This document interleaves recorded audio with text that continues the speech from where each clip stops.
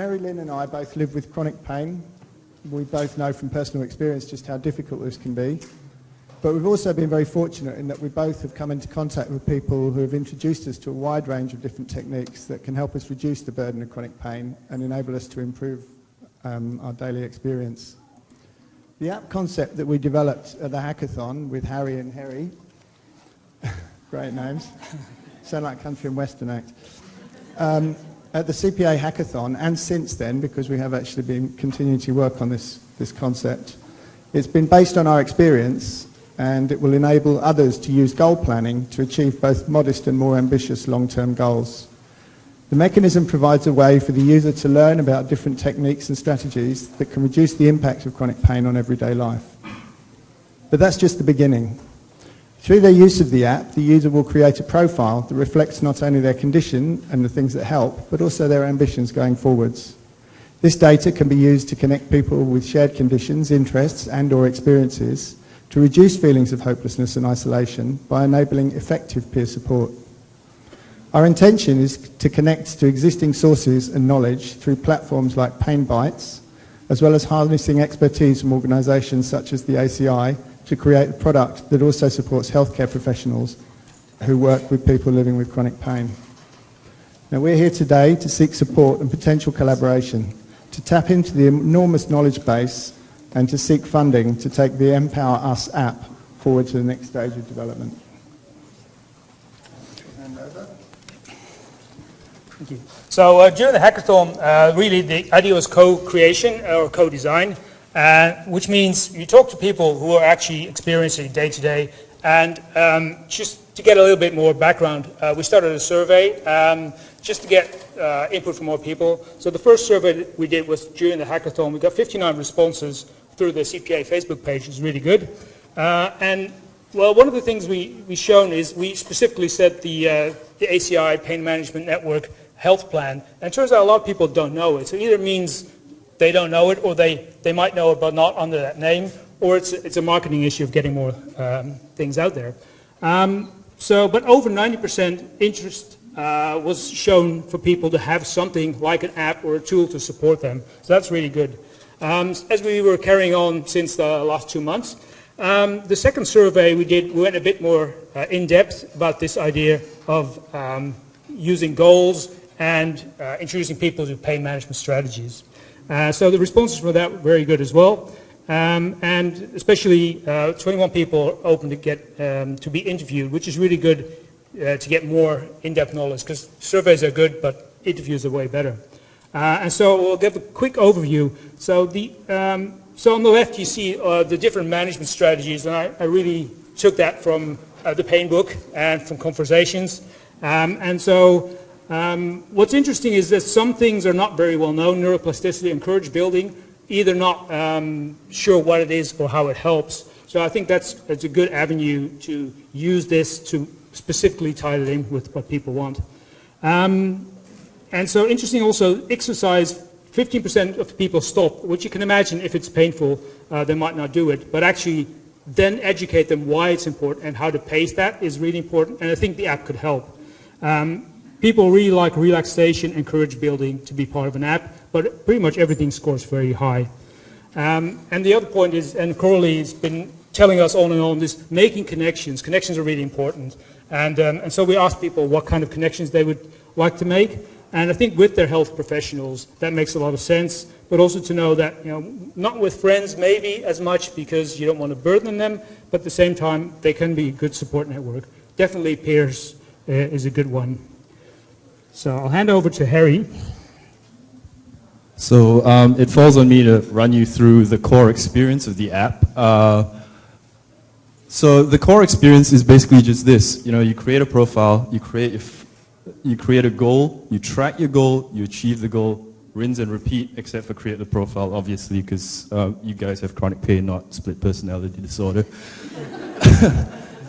So when you first go into the app, you create your profile, and these are the kinds of things that you should be sharing information about, your condition, the type of pain, the kind of key triggers, the things that have been known to help, telephone number, privacy. If you want to share that, you share that. If you don't, you don't. And then the app kind of churns through all that data and says, hey, we found other people in the network that have a similar sort of condition. Would you like to connect with them? Or would you like to connect with people with similar sorts of goals as you? And that's sort of further down the track after you've created a goal. But then you move on to the next one. We're just running through the first time you fire up the app. You create your profile, you get prompted to connect with other people, and then you get prompted to set your first goal, and you're told to think smart, those things. So you set your goal, and it asks you, what do you want to do? In this case, Mary Lynn wanted to climb the Sydney Harbour Bridge. So she puts that in there, and she decides which kind of tools might help her to achieve that goal. She's not familiar. She's kind of familiar with exercise, but she wants to know what the experts out there are talking about it. So she clicks on Tell Me More, and there's a little educational piece that we can draw from the expert sources already out there. We can repurpose all that content, put it in there, and help people sort of just plan out what things might help with them. And then she returns to set a goal, and she sets the actual Sydney Harbour Bridge climb goal. She sets a goal, and a goal is pretty robust in terms of the technology, in terms of the app. It's pretty robust because it's simply a collection of tasks. A goal is a top-line thing that you want to do. It's made up of different tasks that help you achieve that goal. So you set your first goal, you start a start date, end date, you tag it so that it can be logged into the database for other people to look at and for other people to explore as possible things that they might be interested in doing. And then you get to the next screen and you add all these tasks into the goal. In this case, Mary Lynn has already added 2 tasks, to walk 400 steps on the 15th of August and then to walk 500 steps on the 22nd of August. And maybe she wants to add another one just to build up to that Sydney Harbour Bridge climb. Once she's done all this, she goes away, and the app reminds her, for example, on the 15th of August, hey, you're due to walk the 400 steps. Don't forget about it. After that, she checks in and says, and tells the app whether she actually accomplished the task or not. And she can add notes in there, like, the pain level before she did the task and after she did the task. She can add little comments as a sort of mini pain diary that she can look back on later on. And then she saves that, or she can share, or she can share this update with the people in her network within the app. So that's the core experience that we're talking about. This is sort of supplementary stuff. As you can see, it's a slightly different screen because we haven't quite figured out how to put this experience effectively into a small screen. So right now it's sort of a desktop sort of thing where you can actually browse other goals that have been uploaded by other people in the network. So for example, Mary Lynn's goal of walking the Harbour Bridge is in there. Meditation, for example, has been uploaded by Coralie, and it's been rated by 567 members as 5 stars, so people might want to check that out. It's been added by 305 members. A lot of people are trying that right now. A lot of people are attempting that. A lot of people have achieved that. So this is part of that network, the power of that network, where you're not just doing your own goal, you're actually harnessing the knowledge of other people on that network. This is a toolkit browser, which is just an expanded form of that little button where you click within the app itself, where if you want to find out more about exercise or whatever.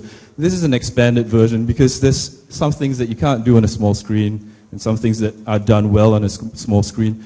So if you want more detailed sort of sets of tools, you can browse all that in there. And this is also sort of user-generated, that people can upload that, people can rate that and see how well it works for them. Yeah. So let's just go back to the forest after we've talked about the trees. Why did we choose goal planning in the first place? I first started the hackathon by talking to Tim, and we were talking about, I'm training to be a data scientist myself, and we were talking about how mobile apps are great because they're tracking everything, you're generating all this data. The problem is with people in chronic pain And during the hackathon, people were all, trying to get stuff that will track data of people in pain, rate your pain or online pain diaries, that kind of thing. But what's going to keep somebody going back to the app? What's going to keep somebody using the app? That's the core problem that we were trying to solve. And then we talked to Mary Lynn, and she was telling me about her physiotherapist saying to her, try to climb the Harbour Bridge. What are your goals? And she said, I want to just be able to walk and not experience pain. And the physiotherapist told her, you can do better than that. And they both came up with climb the Harbour Bridge. And I could see her eyes lighting up. And I saw the power of goals. And that's what it's about. The goals are the mechanism to keep people coming back, to generate that data. So we identified in this design 3 key things that we want to achieve with the app, which is the green, to add immediate value to people's lives. If you don't have that, people are not going to come back. People are not going to use the app. The second part is education, which is a big part when we were talking to Tim and Mary Lynn. There's a lot of knowledge out there, but it's just so diffuse and it's not very well known to everybody. And it's not specialized. It's not tailored because it's just out there and it's not personalized. And the last part is social connection. People in chronic pain aren't just looking for a solution. They want, like the theme of this week has been, they want their pain to not be invisible. They want other people to understand that. So these are the 3 things that we are trying to achieve. And we feel that the app, in the way that we structure it, and through goals, and through the mechanism of looking forward and achieving these goals, tries to hit at these 3 main points. Thanks, Harry. Yes, that was a good overview. So it probably gave the impression that the app's all done. Unfortunately, we're all doing this part-time, but the idea is to evolve this and make sure that we have it right. So the thing we want to do is put the patient in control and develop these tools. So in our team, we've got the experienced people, we've got data scientists. I'm a software developer myself. So I think we can do a lot of this stuff, maybe not make it look good. So what we need is also UX, but we also want to work with people in the field. And the pain book is a really good one. We had more talks this morning, knowledge, meaning, those are all really important things that we want to incorporate. The things that the ACI have been doing, you just want to reuse that rather than reinvent. So access to good information, but in the app we can make it relative to the context, so you don't have to linearly go through a book and then try to apply it. You can just apply it when and where it's necessary.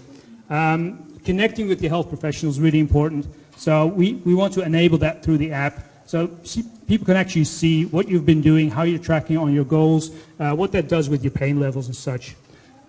So when you get back to their office, it's immediately something to talk about, and hopefully it's objective data as well. And yeah, connecting with peers, really important. Messages of encouragement can be sent, but also, the support and having other people who have run a goal tell you, okay, this is how I did it. So the right support when you need it. So again, it's enabling technology. It's not the panacea, but it's something that will help people. And there's other things of wearables. So they actually tracks the number of paces you're taking, so you don't have to figure out how many steps you've taken. It'll all feed that back. Pebble watches tell you how you slept, what your sleep rhythm was. As sleep is important, deep sleep is very crucial as well. So we try and all get this done. We have some good support. People have offered web video, RTC, and also SMS messaging. So we're trying to incorporate all of that into our app. But we really need your help. So in the break, come talk to us. Tell us how you think what you're doing might actually work together well with what we're doing. Thank you very much.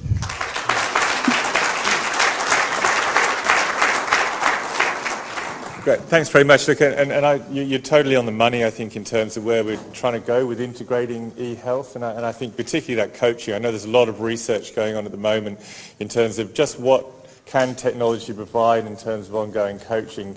Is just an SMS enough to keep us motivated, or do you actually need a video consultation, or how much of it is really about facilitated network, which is what we've got here in terms of peer-peer support in terms of how you're going. So I think it's a really interesting point in time, but what we really need, though, is good research on this. I mean, I do hope that what you do is include some research in this, because at the moment we have very little evidence about what actually works. So I think it'd be great to do this and then evaluate it. Yeah, it's for us it's the other way around as well. So we want to incorporate the latest research, and then all the data that comes out of it should feed back into more research.